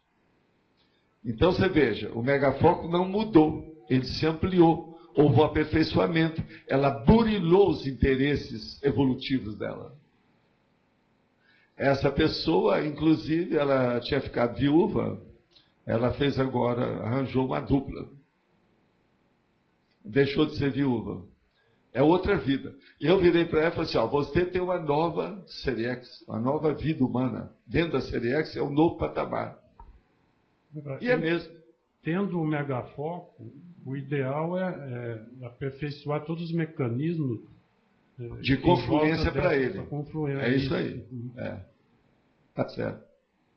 Pedro, vamos em frente. Queria comentar, você há pouco falou com o André, em que camada do grupo a gente poderia se enquadrar. Certo. A questão é, você comenta que o grupo pode ter mais os retardatários, os medíocres, né, do meio, e o povo mais avançado. O intermissivista, ele já saiu desse grupo mais retardatário? A gente pode afirmar isso ou depende de cada caso? Não, porque aqui nós só temos intermissivista. Aqui tem os 3 tipos. Tem os 3 tipos. O intermissivista baixinho, o mediano e o altinho. Tá. Olha as palavras que eu estou usando, tá certo? Olha a minha intenção. Sim. A outra pergunta tem a ver com a parasemiologia. Quais são os sinais, ou como que a gente pode fazer esse autodiagnóstico? Em que faixa? O autodiagnóstico é ver pela produtividade. Tá. Agora, essa produtividade tem que ser na razão direta da idade física da pessoa. Que uma pessoa, por exemplo, ela está com 60 anos, já fez várias coisas, diferente do outro que está com 18. Sim. Tem que dar um desconto enorme no processo da faixa etária. Tá. Mas é por aí. Tá bom. E ver qual a ficha. Então, por exemplo, a ficha de uma pessoa de 18 anos, você não pode exigir a mesma coisa de uma pessoa de 60. Não dá para comparar direto. Não dá. Entendeu? Isso é que tem que ver. Obrigado. Quem agora? É você? Professor. Vamos em frente, William. Nós podemos considerar que a meta máxima da consciência lúcida é o cumprimento da proexis? Olha, em tese, de modo geral, você pode chancelar isso aí, ratificar essa posição. Agora, tem só umas coisinhas. O Lost não está aí, né? Tem uma coisa pior nisso aí, um pouquinho mais. É o pós-fácil. Você sabe o que quer dizer pós-fácil? Não. Sei. Tem a Super Proex, a Morex, a Max Morex, como é que fica? Então, quando a gente fala Proex, esse nome é palavra guarda-chuva, palavra ônibus, ele é maior. Pode ser maior do que isso. Entendeu como é que é? Mas em tese, sim. De modo geral, mais ou menos é isso, não é, Cristiano? Ô, Antônio, você está de acordo com isso? Agora, tem que ver, por exemplo, uma Proex A maior, Extra Proex, como eu chamo. Eu vou trazer qualquer hora o verbete aqui. Esse ainda não trouxe. Mas a turma da PEC já está estudando isso. Agora, o Extra Proex, ele não foi planejado adredemente, não. Foi... Então a pessoa está com muito gabarito para isso e ela tem muita chance. E outra coisa, o período de aplicação de trabalho dela é menor. Porque sempre está no fim de um trabalho. Você está entendendo? Entendi. Quase sempre a pessoa vai receber isso já na terceira, quarta idade. Entendi. Nesse sentido, professor, não valeria a pena a gente ter aqui na exemplologia, de repente colocar aqui objetivo prioritário, ou mega objetivo, ou essencial, não sei. Não, isso tem, mas é que eu já usei muito os três, mini, médio e mega, eu já usei numa série de exemplologia, então eu estou deixando com calma. Tá. Depois eu tenho que dar até um balanço nisso para ver se precisa de modificar alguma coisa, para ficar mais diversificado. Entendi. Entende? Tá bom. Professor, Sim. Eu queria saber o seguinte, qual é o fator mais importante que vai determinar com sim, por exemplo, se ela deve trocar de C, se deve ir para Foz, se não é uma fuga? A coisa mais séria é ver aonde ela pode produzir mais. Isso deve ser o prioritário para ela. Pode ser na China, pode ser aqui ou debaixo da ponte. Mas o problema é saber onde é que eu produzo mais. Em favor de todos. Aí é que é a sede da situação. Porque uma coisa é séria. A primeira pergunta que a pessoa tem que fazer é o seguinte: eu tenho dependentes? Se eu vou sair daqui, esses dependentes podem ir comigo? Uhum. Isso tudo tem que ser visto. Outra coisa, eu saindo daqui, eu vou desfalcar algum trabalho em favor dos outros? Isso não pode acontecer. Uma pessoa que sai de algum local, seja de uma cidade, de uma instituição, de uma organização grupal, ela tem que primeiro preparar a saída dela, substituindo os trabalhos que ela vai fazer. Esse é um trabalho sério. Eu, quando fui deixar o movimento espírita, eu trabalhei 4 anos e deixei 4 pessoas em lugares diferentes. Funções que eu exercia. E mesmo assim, há sempre alterações nisso. Tá certo? Pensa nisso. Esse é o caminho. Agora, qualquer coisa é estabelecer no laptop uma listagem das necessidades e das conveniências. Essas conveniências seriam os objetivos que a pessoa pretende alcançar. Estabelecer como é que é e fazer um quadro sinótico disso. Se quiser, depois com o tempo, falar com a Rosa para fazer um algoritmo técnico, além da matemática. Mas ver quais as relações tem uma coisa com outra. Ela aí pode ponderar o que pesa mais na balança, o que é mais importante. Vale a pena pensar nisso. Obrigada. Você entendeu, né, o nível? Entendi. Está claro? Obrigada. Sim. Professor, por favor, na fatologia, terceira linha de baixo para cima, o senhor comenta aqui o objetivismo da holofilosofia. É a holofilosofia. O objetivismo. O processo todo é o seguinte: uma boa parte dos processos filosóficos que tem aí, a filosofia, você sabe, é a área ou a linha de pensamento que estuda mais a sabedoria das pessoas. A erudição, a polimatia, o que a pessoa sabe, o traquejo, a experimentação, o veteranismo daquela pessoa. Mas a maioria das filosofias são muito teóricas. Então a maioria dos filósofos são teoricões. Eles não têm teática, eles não têm essa parte da vivência da situação. Então, a filosofia prática, quase sempre, eles falam da filosofia prática, por exemplo, do operário, daquela pessoa que tem habilidade manual, do artesão. Mas veja, o ideal não é isso. O ideal é ter as duas coisas. É você ser o artesão e seu intelectual. Seu operário e seu cartola. Seu jogador de futebol e seu cartola que está dirigindo o clube, administrando o clube. Você está entendendo? Ouve entender. Agora, então, veja. O objetivismo dessa holofilosofia é a concretude daqueles princípios. Então, nós temos uma holofilosofia baseada na cosmoética. Agora, nós temos que vivenciar isso. Você não vai ter isso só da boca para fora. Você tem que vivenciar. E você vai começar a vivenciar isso com quem? Com a sua turma em casa, debaixo do mesmo teto. Lá você tem que ser uma pessoa que é um líder da sua família. Você não pode ser um carrasco. A cosmoética tem que estar funcionando com você. Agora, depois, você vai para o seu serviço, sua profissão. Você tem que ser a mesma pessoa que você é na sua casa, tem que ser lá. E por aí vai. Esse é o objetivismo do princípio da cosmoética, do código pessoal de cosmoética. Enfim, o princípio da inteligência evolutiva que você já conhece. Está mais ou menos claro? Não, perfeito. Só, continuando, professor. O senhor hoje dedica full time, a gente sabe disso, aos seus objetivos prioritários. Você poderia comentar como é que foi a sua decisão, quando é que o senhor resolveu dedicar full time para... Não, eu resolvi me dedicar full time, eu tinha 15 anos de idade. Mas eu não podia, eu tinha que fazer um pé de meia, eu tinha que acabar meus estudos, tinha que viajar. E depois, eu tinha que esperar essa geração que são vocês para poder trocar chumbo. Trocar as ideias, porque não adiantava, eu falava no deserto, o povo não me ouvia, atirava pedras aos porcos, o que adiantava? Então, veja, isso tudo eu vi, mas já era o meu full time.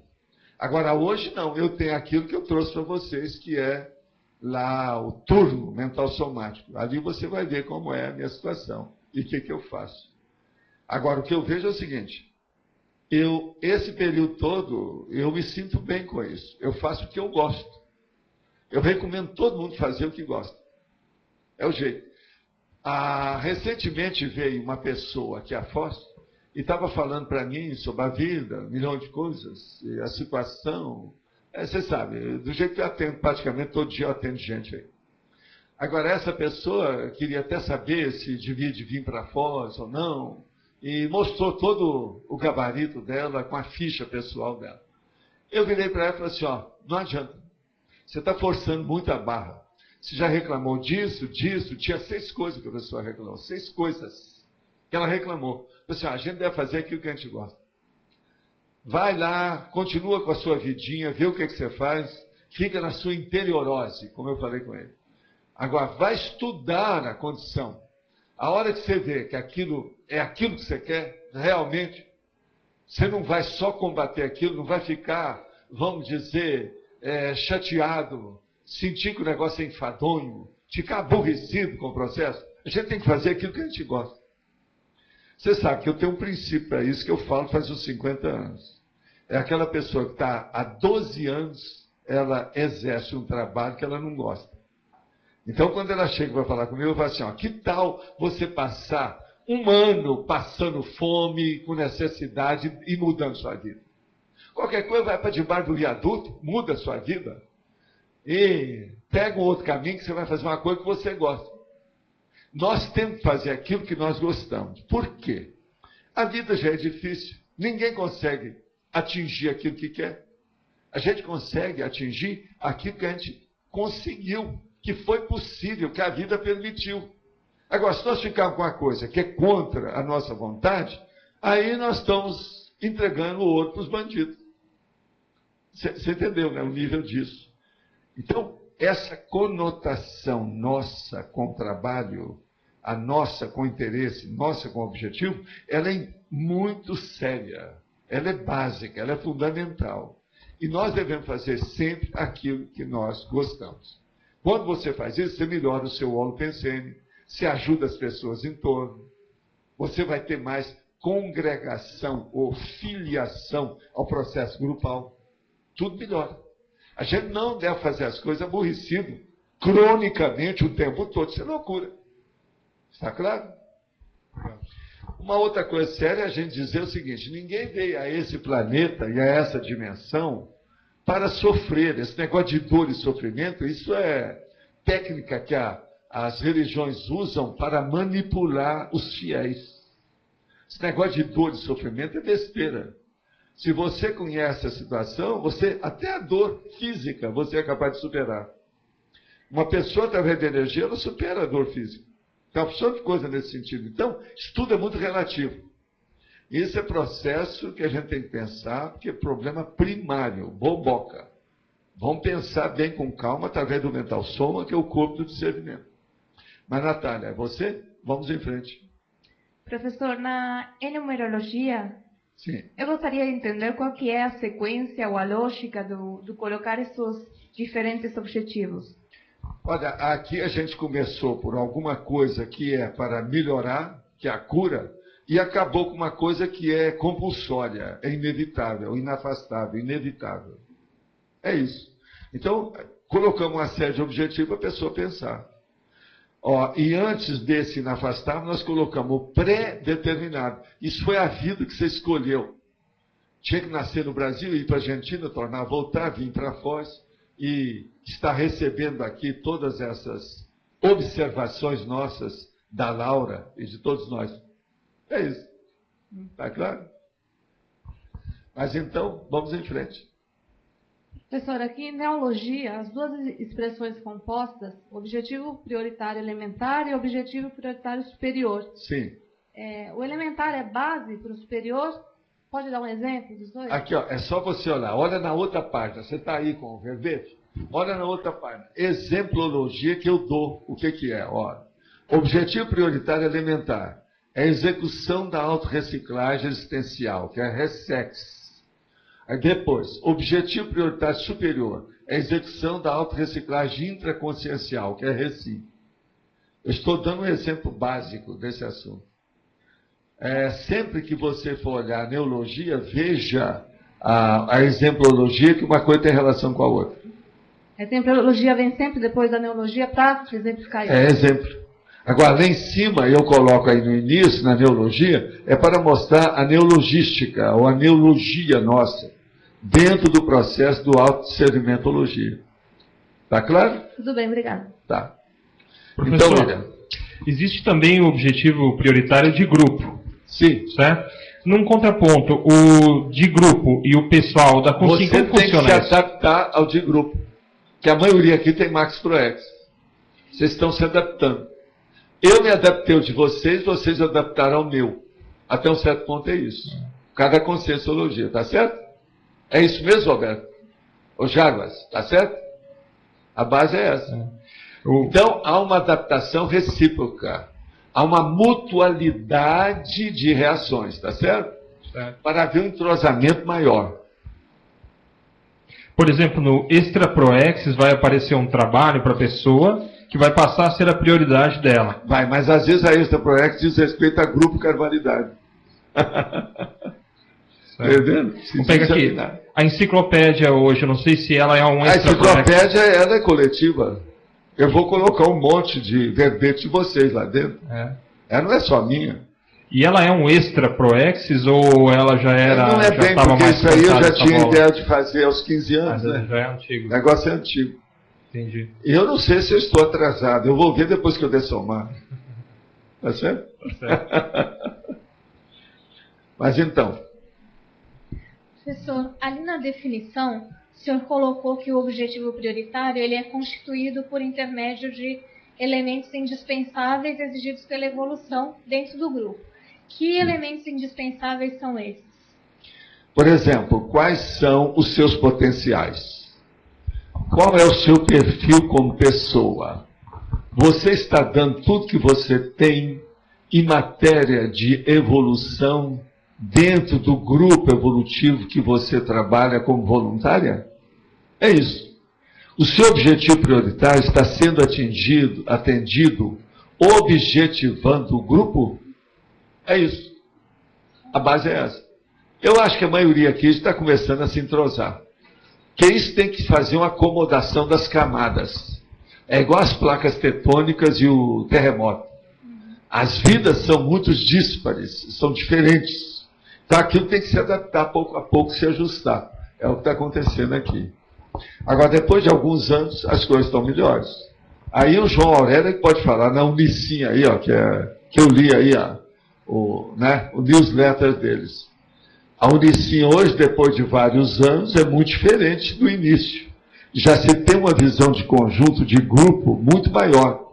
E a Unicim está ajudando muito, por exemplo, o discernimento, a Vila Consciência, que está em desenvolvimento, o processo do próprio CAEC, o programa da CCCCI aqui, e, enfim, as próprias tertúlias. Se não fosse a Unicim, e eu fico muito feliz, porque quem criou esse nome fui eu, né? Tá certo? De propósito. E está me ajudando. Vocês lembram, eu sou a pessoa que vocês conhecem que é mais calculista. Agora, eu procuro ser calculista cosmoético. Quando eu arranjei a palavra Unicim, eu visei também esse trabalho todo de grupo nosso. É unir todo mundo. Unir sim, separar não. Tá certo? Gente, eu acho que agora seria bom. Vocês têm aí alguma coisa para fazer hoje? Tem muita... Como é que está a situação? Eu queria saber se alguém aí fez revisão do texto. Quer falar alguma coisa? Você tem? Por favor.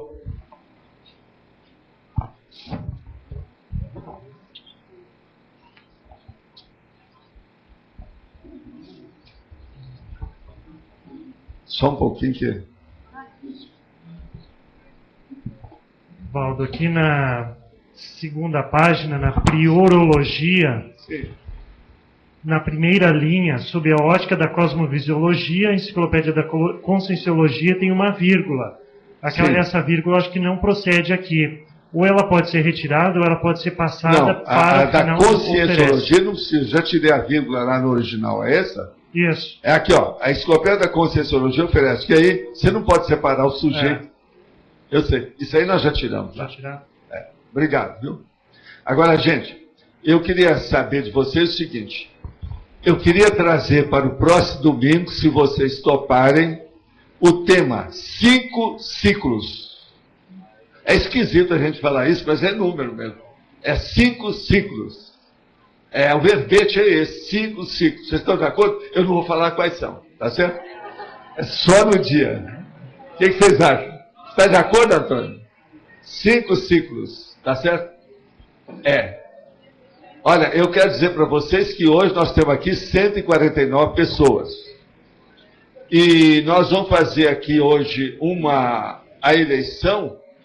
Tem 15 temas para ser selecionado na eleição, tá certo? Agora então, ó, próximo domingo, 5 ciclos, tá certo?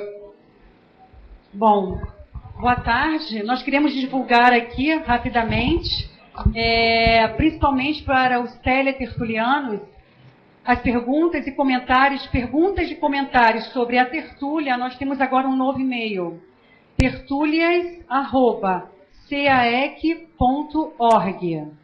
tertulias@caec.org.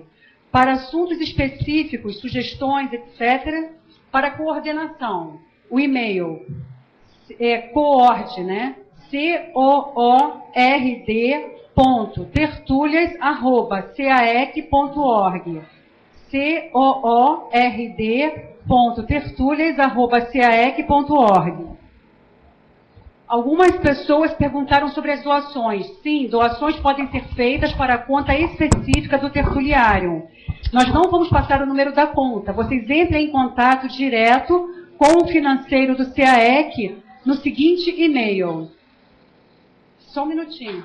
financeiro@caec.com.br. financeiro@caec.com.br. Todo mundo quer ligar? Não, foi esse que o Flávio passou. CAEC? Desculpa. financeiro@caec.org.br. Obrigada. Não, eu já falei para ela. Todos já têm papel para eleição? Não? Olha, tá faltando um papel ali. O pessoal, entanto que a gente vai repartindo o papel, vou aproveitar para lembrar vocês que essa tertúlia hoje foi gravada. Quem quiser ver hoje, a partir das 16 horas, online, vai poder atender novamente a tertúlia.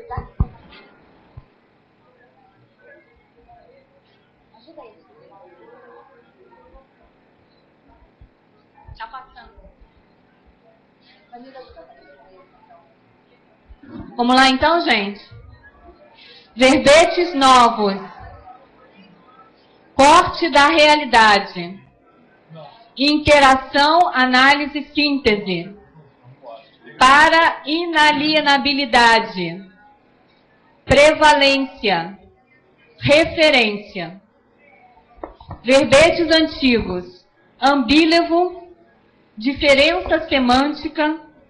Operação.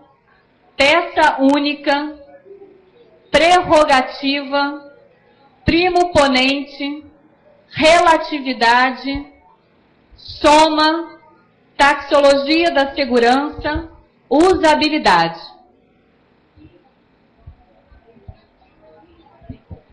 Olá, pessoal. Alguém já sabe aqui qual que é a sua identidade interassistencial? Então, a ideia é a seguinte, agora sábado e domingo, dia 1º de março e dia 2, das 8h30 às 22h no sábado e das 8h30 às 11h30 no domingo, a equipe da PEX vai estar trabalhando com a identidade interassistencial, né? As pessoas que tiverem interesse de estar participando desse curso. Ele é de imersão lá no discernimento, tá? Quem tiver interesse de estar vendo as casuísticas que a gente vai apresentar sobre tipos de proex, estilos de proexes, para a gente estar estudando a personalidade de cada um, qual que é a sua identidade, pode estar falando comigo ou com o Cícero que está ali também. A gente vai estar ali atrás com o folder aqui da PEX. Qualquer dúvida a gente está ali, tá bom? Atenção, daqui a 40 minutos todos estão convidados a participar do debate que haverá lá em cima na sala da administração. Labilidade parapsíquica com Amalo Balona e Lilian Zolé. Vai de 3 às 5 da tarde, entrada franca. Então, daqui a 40 minutos está começando pontualmente lá em cima, Labilidade parapsíquica com Malo Balona e Lilian Zolé. Prestigiem, lá são 25 lugares. O objetivo é que todos participem, olha, dentro do possível, marquem presença lá. Obrigado. Gente, mais um recado só. Estou falando o nome da reaprendência, que é esse com o Marker Pensante da parapedagogia e da reeducaciologia. Então, a gente queria convidar a todos para a inauguração da sede da reaprendência no discernimento, que vai ser no próximo sábado, dia 2 de março, às 19 horas, dia 1º. Então, dia 1º de março, sábado, às 19 horas, com a inauguração de 2 espaços novos, que são o Elucidário, que é a sala de aula técnica, e o laboratório de parapedagogia. Então, todos são convidados às 19 horas, sábado que vem, no discernimento. Tá bom? O último recado é para avisar que hoje a Conscius faz 2 anos, tá certo? Gente, então terminou. Se vocês esperem um minutinho que está fazendo a votação, e nós pediríamos que quem não está no curso, nós estamos com um curso acontecendo aqui, se retirasse rapidamente, tá certo? Porque a gente tem que colocar as mesas e tudo no lugar. Obrigada.